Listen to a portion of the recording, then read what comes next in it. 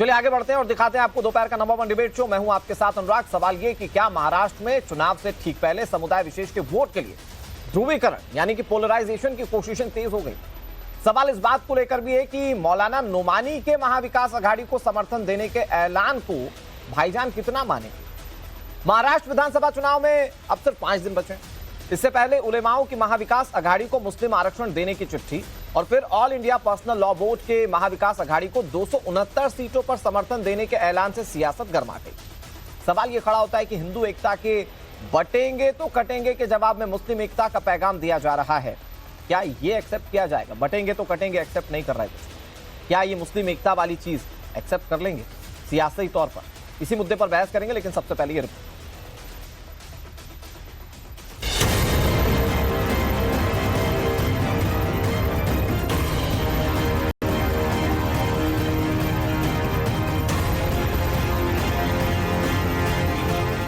महाराष्ट्र के चुनावी रण में अब 5 दिन का वक्त बचा है, लेकिन आखिरी मौके पर एक तरफ हिंदुओं को एकजुट करने के लिए बटेंगे तो कटेंगे का नारा हिट है, तो वहीं दूसरी तरफ चुनावी रण में मौलानाओं की एंट्री हो चुकी है। All India personal law board ने अब खुल्लम खुल्ला ऐलान कर दिया है कि वो महाविकास अघाड़ी को 269 सीटों पर समर्थन देंगे। मतलब साफ है, महाराष्ट्र का चुनाव अब हिंदू वर्सेस मुसलमान हो गया है। In the best interest of our country, better future, and most importantly, to safeguard the constitution of our country, we are hereby suggesting the list of candidates we shall be supporting in upcoming Vidhan Sabha elections 2024. After extensive research, ground survey, and in-depth analysis, we have decided to support the candidates of Mahavikas Aghadi on 269 constituencies. Nomani के इस बयान से पहले all India उलेमा board की चिट्ठी viral हो रही है, जिसमें महाविकास अघाड़ी से चुनाव में समर्थन के बदले मुस्लिमों के लिए नौकरी, शिक्षा में आरक्षण समेत कई मांगे की गई। धुले की रैली में कल ही अमित शाह ने कांग्रेस पर यह आरोप लगाया था कि कांग्रेस वोट बैंक के लिए मुस्लिम आरक्षण वाली साजिश कर रही है। कुछ दिन पहले कांग्रेस पार्टी के अध्यक्ष को ये सारे उलेमा मिले और कहा मुसलमानों को आरक्षण देना चाहिए। भाइयों बहनों, अगर मुसलमानों को आरक्षण देना है तो एससी, एसटी और ओबीसी का आरक्षण काट कर देना पड़ेगा। मुझे बताओ धुले वालों, आप लोग सहमत हो क्या मुस्लिम आरक्षण के लिए? अरे जोर से बोलो, सहमत हो क्या? राहुल बाबा, मैं आज दूरे से कहकर जाता हूं, कान खोल कर सुन लो, आपकी चौथी पीढ़ी आएगी तो भी मुस्लिम आरक्षण नहीं। नोमानी की चिट्ठी के बाद सियासत गर्म है। समाजवादी पार्टी का कहना है कि all India Muslim personal law board की अपील से महाविकास अघाड़ी को फायदा होगा। वहीं बीजेपी का कहना है कि नोमानी के ऐलान से कोई फर्क नहीं पड़ने वाला। मैं निवेदन करूंगा, तमाम देश के लोग जो इस देश को चाहते हैं, जो इस देश के संविधान को मानते हैं, सब इकट्ठा हो जाओ और महाविकास अघाड़ी के बैनर तले आ जाओ, उसी को वोट दो। आपको क्या लगता है सर, मौलाना नोमानी के इस बयान के बाद कितना परसेंटेज में मुनाफा होगा? बहुत मुनाफा होगा। वो लोग साधु संतों से ऐलान करवा रहे हैं, और अगर मौलाना साहब हिंदू मुस्लिम को सबको लेकर साथ में काम कर रहे हैं तो जरूर सेकुलर वोट इकट्ठा हो सकता है। क्या देखना है, वो ऐसे सपोर्ट से कुछ रिजल्ट में फर्क नहीं पड़ने वाला है। लोग यहाँ पे डेवलपमेंट को देख के वोट करेंगे, ये लोग यहाँ पे प्रोग्रेस को देख के वोट करेंगे। लोग यहाँ पे अच्छी स्कूल, अच्छी सड़कें, अच्छे रोड्स, अच्छी इनकम, अच्छी विकास काम, अच्छा सोशल सिक्योरिटी, इन मुद्दों को देख के मतदान करेंगे।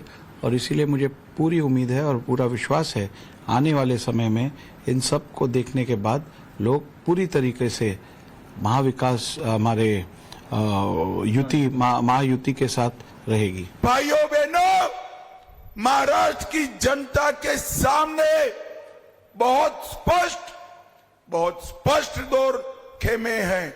एक, ये अघाड़ी का खेमा जो औरंगजेब फैन क्लब है, औरंगजेब फैन क्लब है, और दूसरा महायुति का खेमा जो छत्रपति शिवाजी महाराज और सावरकर जी के सिद्धांतों पर चलने वाले। मुझे बताओ दूल्हे वालों, आप किसको पसंद करोगे भाई?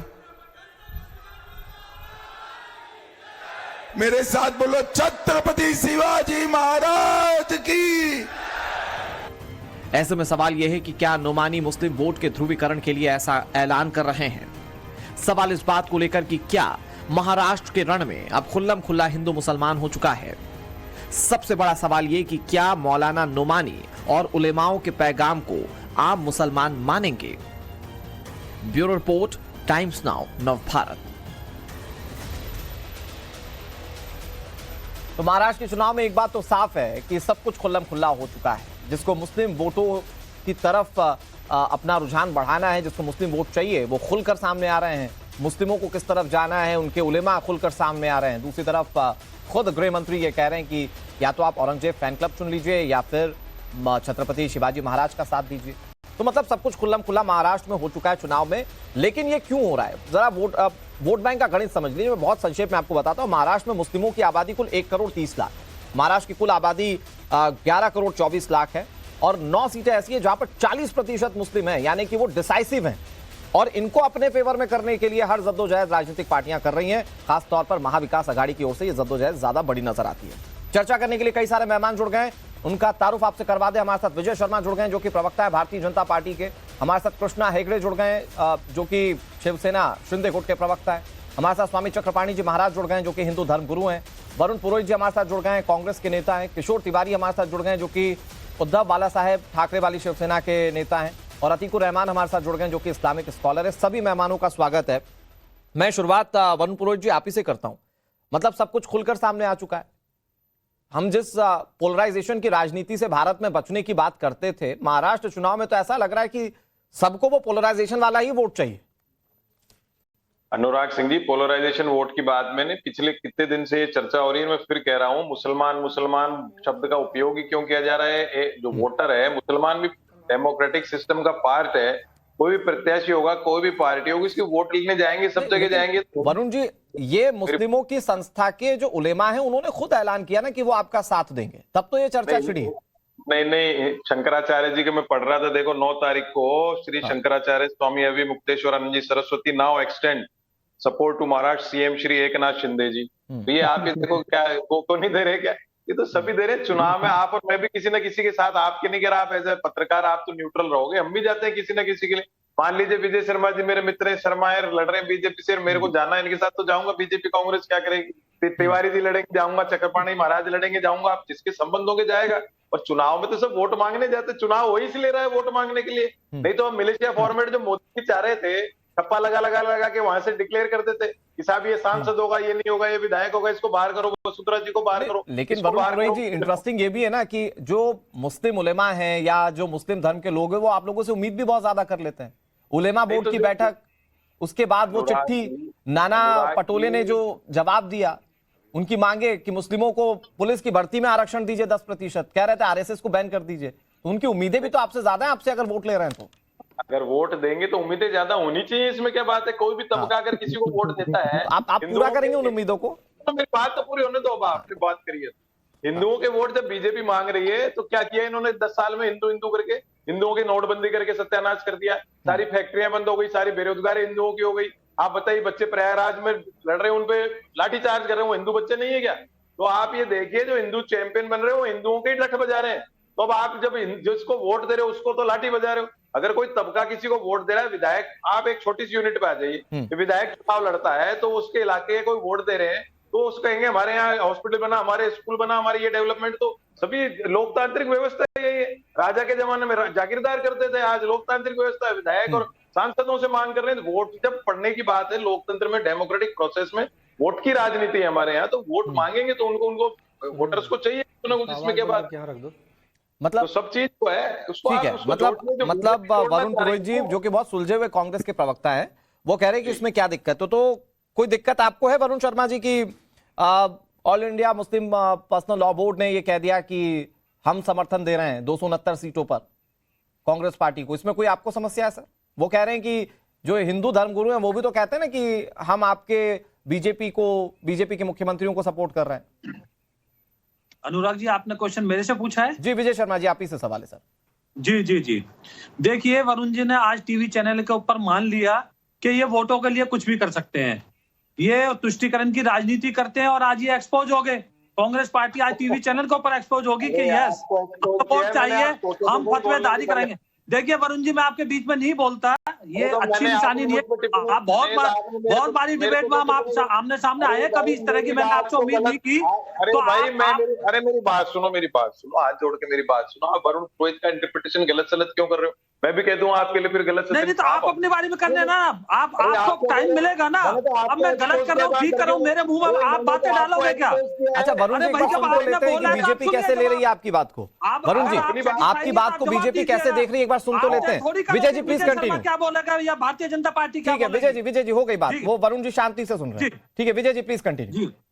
देखिए इन्होंने साफ कह दिया, ठीक है हमें वोट मिलती है, वोटों के लिए सब करते हैं, तो इसका मतलब इन्होंने मान लिया कि ये वोट जिहाद करते हैं, ये संविधान को कमजोर करते हैं, ये तुष्टीकरण की राजनीति करते हैं, और ये सर्वविदित है।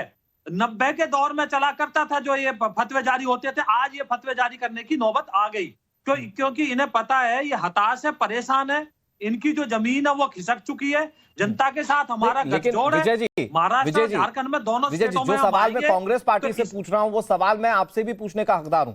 सवाल ये है कि वो कह रहे हैं कि हिंदू धर्म के गुरु भी तो कई बार कह चुके हैं कि हम बीजेपी को सपोर्ट कर रहे हैं। राम मंदिर के वक्त में आपको याद होगा कैसे साधु संत कहते थे कि अगर राम मंदिर बनवाना है तो बीजेपी को वोट दीजिए। तो इस तरह की चीजें तो बीजेपी के लिए भी हुई है ना। अनुराग जी देखिए फर्क है उसमें। हाँ। आज ईडी ने कितने छापे मारे? 24 जगह। कैसे फेक केवाईसी पकड़े गए हैं, किस तरह से एक सबीना उसके नाम पे 14 वोट पकड़ी गई है, चेहरा ऐसे करके कोई रूबीना है उसके नाम पे 10 वोटें पकड़ी गई है। तो किस तरह से छापे पड़ रहे हैं, जो वोट जिहाद है ये। और प्रधानमंत्री देश के जो उस टाइम के मनमोहन सिंह वो कहते हैं कि देश के संसाधनों पे मुस्लिमों का हक होगा, किस तरह से धर्म के आधार पर आरक्षण देने की बातें करते हैं। हमारे को दिक्कत यहाँ है, आप संविधान के अंदर बात कीजिए ना, जैसे हम करते हैं, सबका साथ, सबका विकास, सबका विश्वास।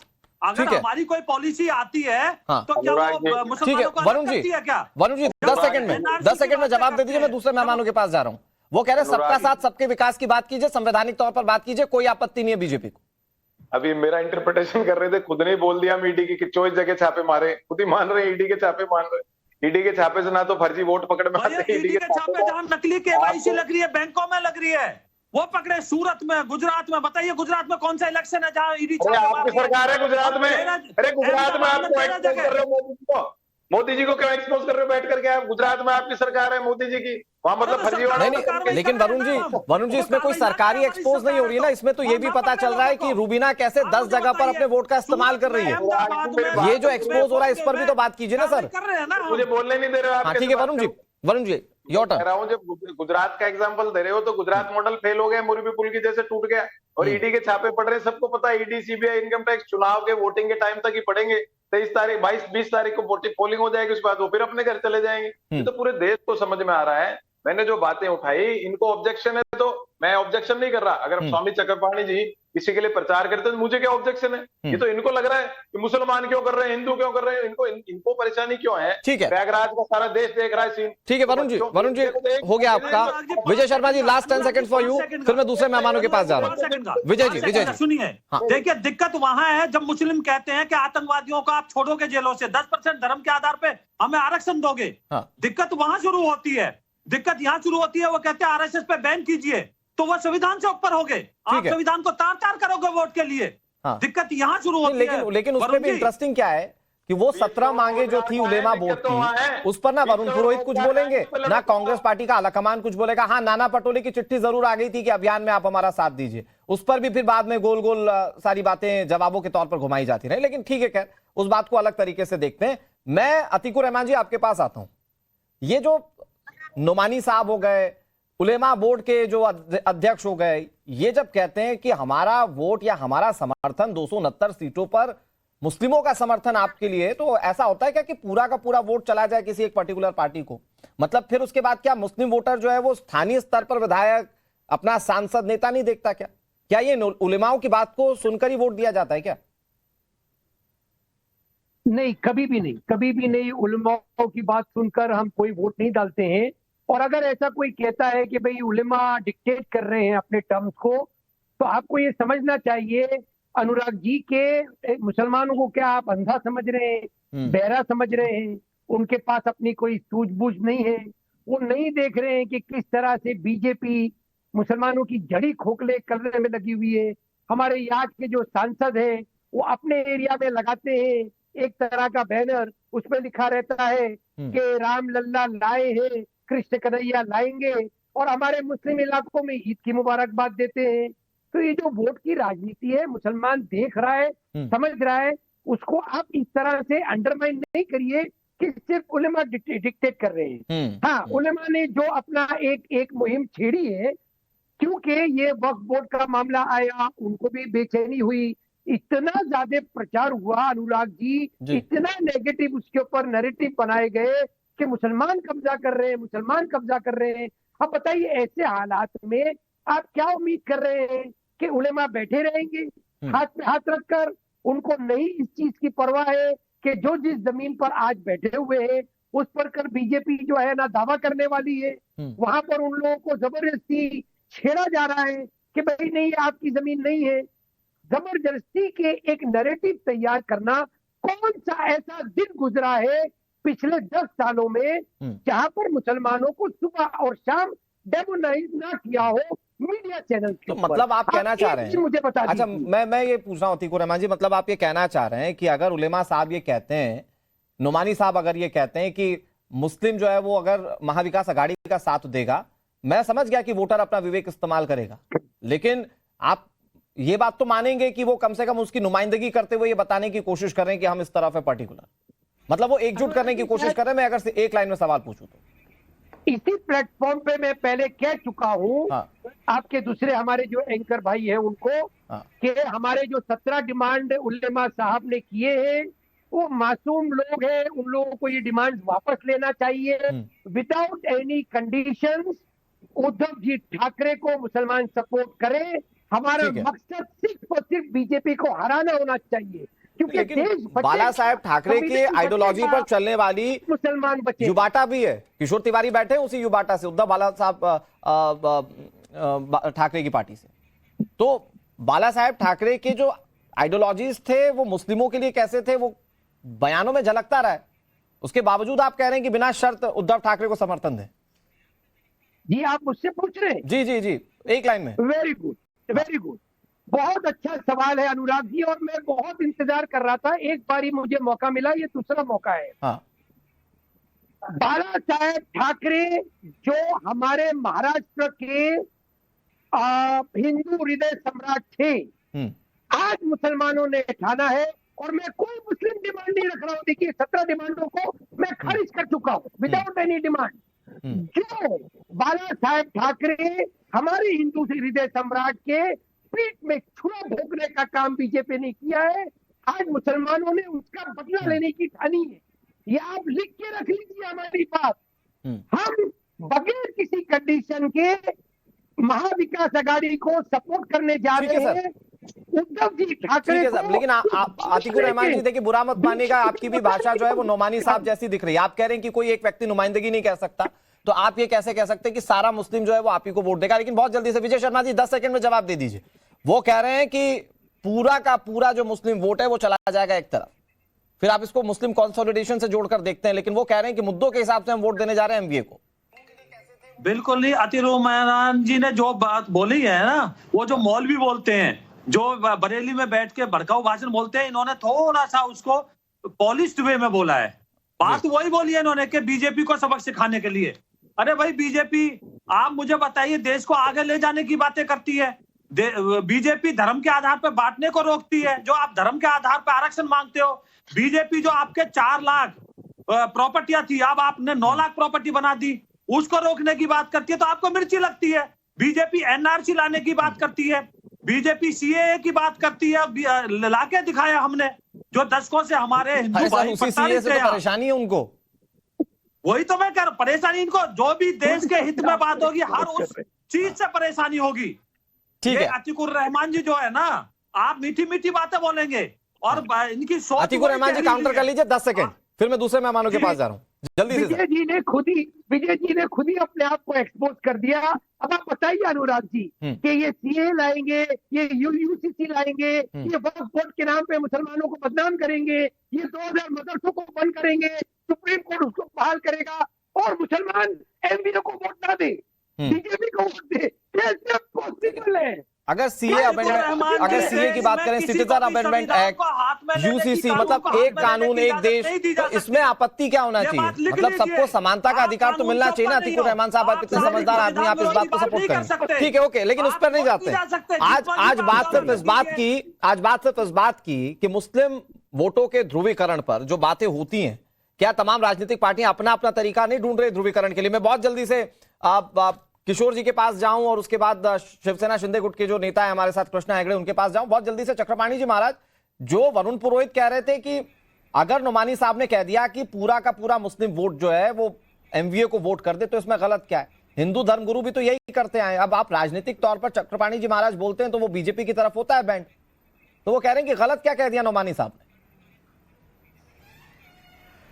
ने?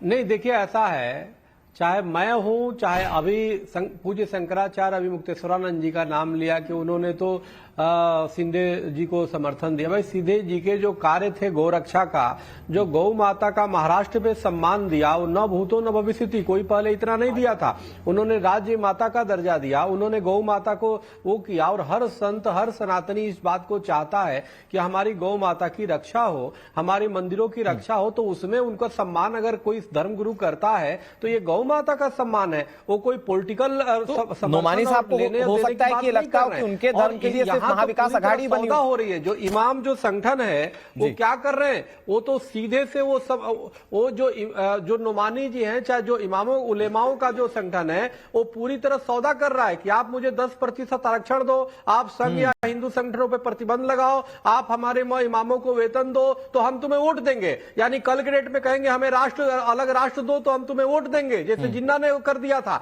तो मूल विषय यह है, यह अलगाववादी विचारधारा के हैं। अतीकुर रहमान साहब भी कहीं न कहीं उन अलगाववादी, उन जिहादी मानसिकता से के प्रवक्ता बनके जो बातें कर रहे हैं, सॉफ्ट में बातें कर रहे हैं, बिल्कुल ये राष्ट्रीय बातें हैं, बिल्कुल ये राष्ट्रभक्ति से ओतप्रोत नहीं है। ये कहीं न कहीं समाज को तोड़ने की बात। और ये देखिए कि ये बीजेपी से नहीं लड़ रहे हैं, ये पूरे हिंदू समाज से लड़ रहे हैं, पूरी तरह मुगलिया शासन स्थापित करना चाहते हैं, पूरी तरह से राष्ट्र से लड़ रहे हैं। नहीं तो ये बताइए, सीए जो लागू हो रहा था, जो अल्पसंख्यकों पे अन्याय हो रहा बांग्लादेश पाकिस्तान में, अगर उनको मान्यता मिल जाती तो इनको क्या नुकसान होता?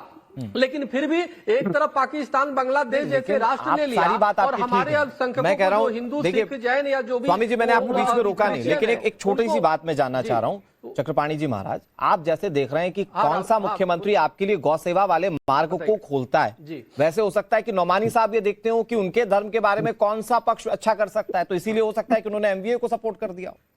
इसको कैसे जस्टिफाई करेंगे?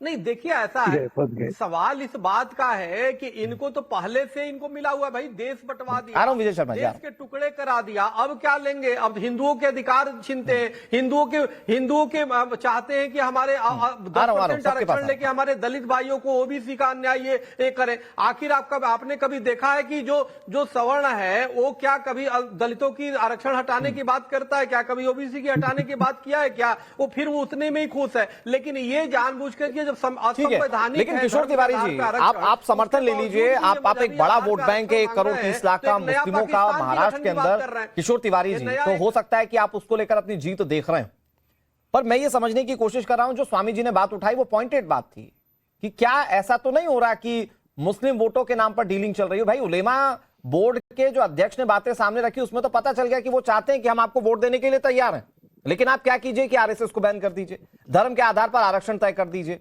उलेमाओं की सैलरी बांध दीजिए। तो वो ये चाहते हैं, तो ये ऐसा तो नहीं कि कहीं मुस्लिम वोट के लिए आप लोग डीलिंग कर रहे हो? एक बात बता रहा हूं, आप जो डिबेट भी कर रहे हैं ना, वो पीछी नहीं है महाराष्ट्र। जो चुनाव का पिच ही नहीं है ये। चुनाव का पिच है जो महाराष्ट्र के 90 लाख हेक्टेयर के अंदर जो कपास और सोयाबीन उगा जाता है उसका मूल्य है। जो महाराष्ट्र में 30 किसान आत्महत्या करते हैं वो है। और महाराष्ट्र में बेरोजगारी और महाराष्ट्र में जो प्रोजेक्ट चुराए गए वो है। और ये सब चीजें महाराष्ट्र में पीछे नहीं है। अब मुझे ये बीजेपी की नफरत की भाषा ले लो। यहाँ पर अतीकुर रहमान तरीके आदमी बोल रहे हैं, तो मैं अभी बता रहा हूँ कि हिंदू रहो या मुसलमान रहो, अगर वो किसान है और अगर वो बेरोजगार है, अगर उसको महंगाई की मार है। आप ठीक कह रहे हैं। नहीं किशोर जी आप ठीक कह रहे हो। मैं दाद देता हूं कि आपके जैसे नेता ने भांप लिया कि महाराष्ट्र में सियासी पिच क्या है, लेकिन ये तो आप तब कर रहे हैं ना जब आप कांग्रेस के साथ चले गए या शरद पवार के साथ चले गए। आपकी तो लाइन बीजेपी वाली हुआ करती थी जब तक आप इनके साथ नहीं थे। हिंदुत्व पर तो आपने भी जमकर सियासत की है। देखो हाँ नहीं बताइए, जवाब दीजिए ना सर। अरे ये हिंदू मुसलमान वाली पिच नहीं है, ये मुद्दा नहीं है। मुद्दा हमारे सर्वाइवल का है, हमारे जिंदा रहने का है। मैं किसान नेता हूं, मैं किसान की आत्मघात देख रहा हूं। यहाँ के प्रोजेक्ट चले जा रहे हैं, हमें बेरोजगारी और महंगाई से आहत लोग देख रहा हूं। कृष्णा जी इसके बाद। और ये जो धुले है ना, जहाँ किसान कपास उगाने वाले किसान परेशान है, वहां जाकर अमित शाह हिंदू मुसलमान कर रहे। अरे महाराष्ट्र में हिंदू मुसलमान ये सब्जेक्ट ही नहीं है। महाराष्ट्र में ये भ्रष्टाचारी अडानी फैन क्लब की जो सरकार है उसे हटाना चाहते हैं। कृष्णा हेडगे भी यही करना चाहते हैं। तो जो शिवसेना, जो बाला साहेब ठाकरे हिंदू हृदय सम्राट की एक उपाधि लेकर चलते थे, क्या अब उस उपाधि से आप लोग अपने आप को अलग करते हैं? क्योंकि आप कह रहे हैं कि आपके लिए सिर्फ चुनावी मुद्दे ही, जो जनता के विकास के मुद्दे वही इंपॉर्टेंट है, तो क्या अपने आप को धर्म से हर तरीके से अलग कर देते हैं? एक मिनट अनुराग, राज धर्म होता है अनुराग।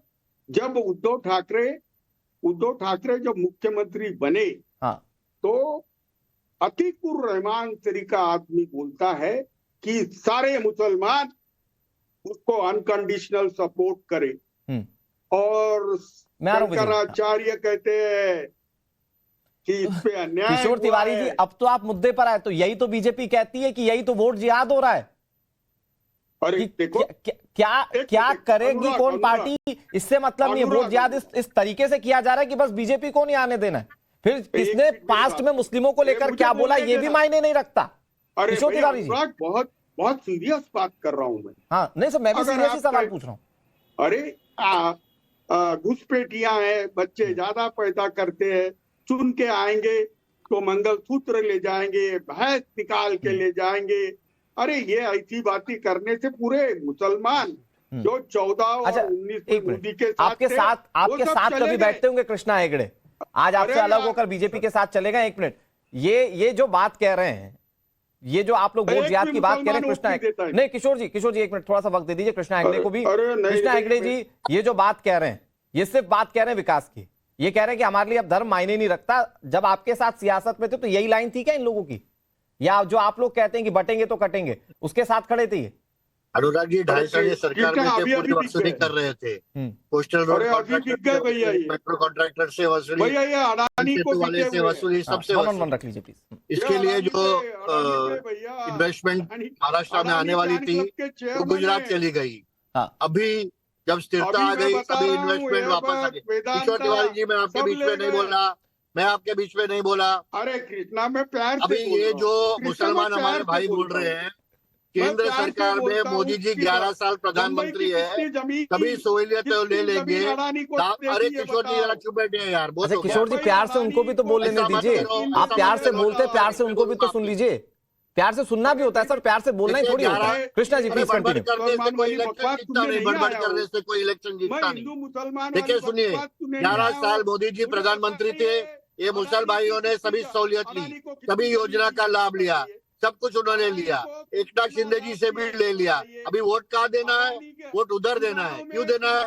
क्योंकि सब औरंगजेब फैन क्लब के मेंबर, उलेमा हो, फिर मुस्लिम पर्सनल लॉ बोर्ड हो या फिर ओएसी हो, सब फैन क्लब के मेंबर एक साथ आ गए, बीजेपी को हराओ। अच्छा कृष्णा जी मैंने एक बहुत बड़ा चेंज देखा, कृष्णा जी एक बहुत बड़ा चेंज देखा। शिवसेना कैसे हिंदुत्व की बात करती थी ये किसी से छिपा नहीं है। आज अगर किशोर तिवारी जी बैठकर बोल रहे हैं कि हमारे लिए किसानों के मुद्दे जरूरी हैं, धर्म उतना जरूरी नहीं है, तो ये क्यों है? क्या सिर्फ मुस्लिम वोटों के लिए? मैं ये जानना चाहता हूं। देखिए काम तो हम कर रहे हैं, काम इन्होंने किया ही नहीं।